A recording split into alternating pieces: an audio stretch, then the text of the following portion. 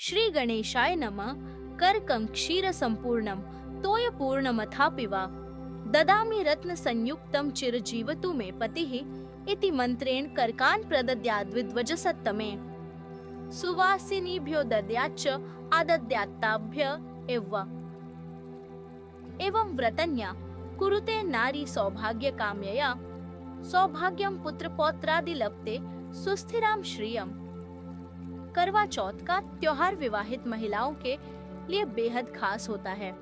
यह त्योहार पति की लंबी उम्र और सुख समृद्धि की कामना के लिए मनाया जाता है। माना जाता है कि इस व्रत को रखने से पति की उम्र लंबी होती है। करवा चौथ का व्रत पति पत्नी के बीच प्रेम और विश्वास को बढ़ाता है। यह व्रत दोनों के बीच के बंधन को और मजबूत बनाता है। यह व्रत महिलाओं को सौभाग्य प्रदान करता है। माना जाता है कि इस व्रत को रखने से महिलाएं सुखी और समृद्ध जीवन जीती हैं। करवा चौथ भारतीय संस्कृति का एक अहम हिस्सा है और पीढ़ी दर पीढ़ी चला आ रहा है। यह त्योहार महिलाओं को एक साथ लाता है और उन्हें एक दूसरे के साथ जुड़ने का मौका देता है। इस अवसर पर महिलाएं व्रत करती हैं तथा करवा चौथ की व्रत कथा को सुनती है। करवा चौथ के बारे में मुख्य रूप से 4 कथाएं प्रचलित हैं। इस वीडियो में आप इन चारों कथाओं को सुनेंगे। आइए सुनते हैं पहली कथा। करवा चौथ व्रत कथा। कार्तिक वदी 4 को करवा चौथ कहते हैं। इसमें गणेश जी का पूजन व व्रत सुहागिन स्त्रियां अपने पति की दीर्घ आयु के लिए करती है।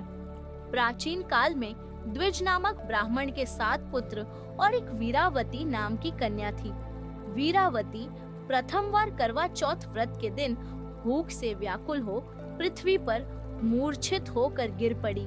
तब सब भाई यह देखकर रोने लगे और जल से मुंह घुलाकर एक भाई वट के वृक्ष पर चढ़कर चलनी में दीपक दिखाकर बहन से कहा कि चंद्रमा निकल आया। उस अग्नि रूप को चंद्रमा समझकर द्वक छोड़ वह चंद्रमा को अर्घ देकर भोजन के लिए बैठी। पहले कौर में बाल निकला, दूसरे कौर में छींक हुई, तीसरे कौर में ससुराल से बुलावा आ गया। ससुराल में उसने देखा कि उसका पति मरा पड़ा है। संयोग से वहां इंद्राणी आई और उन्हें देखकर विलाप करते हुए वीरावती बोली कि हे माँ, यह किस अपराध का मुझे फल मिला। प्रार्थना करते हुए बोली कि मेरे पति को जिंदा कर दो। इंद्राणी ने कहा कि तुमने करवा चौथ व्रत बिना चंद्रोदय के अर्घ दे दिया था, यह सब उसी के फल से हुआ। अतः अब तुम 12 माह के चौथ के व्रत व करवा चौथ व्रत श्रद्धा और भक्ति से विधि पूर्वक करो, तब तुम्हारा पति पुनः जीवित हो उठेगा। इंद्राणी के वचन सुन वीरावती ने विधि पूर्वक 12 माह के चौथ और करवा चौथ व्रत को बड़ी भक्ति भाव से किया और इन व्रतों के प्रभाव से उसका पति पुनः देवता सदृश जीवित हो उठा। ऐसा भी कहा जाता है कि माता पार्वती ने भगवान शिव के लिए रखा था पहला करवा चौथ व्रत। धोबिन से पड़ा करवा चौथ नाम। प्राचीन कथाओं के अनुसार करवा चौथ की परंपरा देवताओं के समय से चली आ रही है। माना जाता है कि एक बार देवताओं और दानवों में युद्ध शुरू हो गया। उस युद्ध में देवताओं की हार हो रही थी। ऐसे में देवता ब्रह्मदेव के पास गए और रक्षा की प्रार्थना की। ब्रह्मदेव ने कहा कि इस संकट से बचने के लिए देवताओं की पत्नियों को अपने अपने पतियों के लिए व्रत रखना चाहिए और सच्चे दिल से उनकी विजय के लिए प्रार्थना करनी चाहिए। ब्रह्मदेव ने यह वचन दिया कि ऐसा करने से निश्चित ही इस युद्ध में देवताओं की जीत होगी। ब्रह्मदेव के इस सुझाव को सभी देवताओं और उनकी पत्नियों से खुशी खुशी स्वीकार कर लिया। ब्रह्मदेव के बताए अनुसार कार्तिक माह की चतुर्थी के दिन सभी देवताओं की पत्नियों ने व्रत रखा और अपने पतियों की विजय के लिए प्रार्थना की। उनकी यह प्रार्थना स्वीकार हुई और युद्ध में देवताओं की जीत हुई। जैसे ही इस खुशखबरी को देवताओं की पत्नियों ने सुना तो उन्होंने अपना व्रत खोला और खाना खाया। उस समय आकाश में चांद भी निकल आया था। माना जाता है कि इसी दिन के करवा चौथ के व्रत की परंपरा शुरू हुई। तीसरी पौराणिक कथा अनुसार कृष्ण की सलाह पर द्रौपदी ने रखा करवा चौथ का व्रत। पौराणिक कथा के अनुसार जब नीलगिरी पर्वत पर पांडु पुत्र अर्जुन तपस्या करने गए, तब किसी वजह से उन्हें वहीं रुकना पड़ा। उन्हीं दिनों पांडवों पर गहरा संकट आन पड़ा था।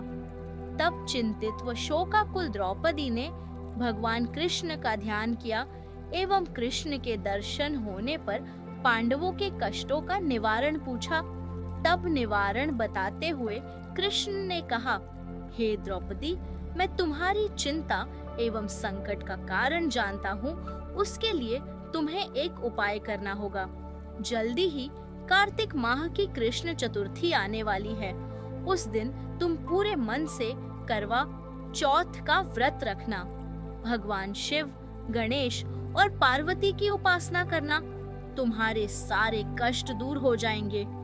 कृष्ण की आज्ञा का पालन करते हुए द्रौपदी ने वैसा ही किया और करवा चौथ का व्रत किया। तब उसे शीघ्र ही अपने पति के दर्शन हुए और सारी चिंताएं समाप्त हो गई।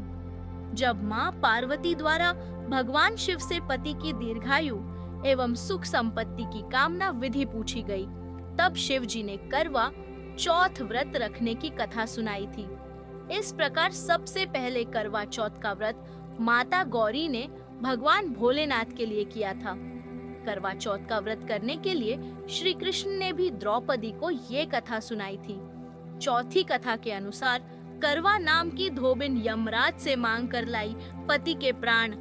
करवा नाम की एक पतिव्रता धोबिन अपने पति के साथ तुंगभद्रा नदी के किनारे स्थित गांव में रहती थी। उसकी पति बूढ़ा और निर्बल था।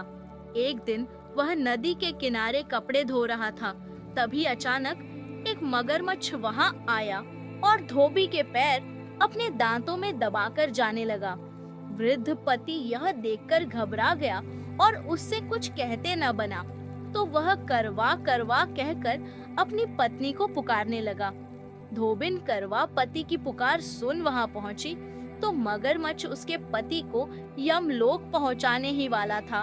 तब करवा ने मगर को कच्चे धागे से बांध दिया और मगरमच्छ को लेकर यमराज के पास पहुंची।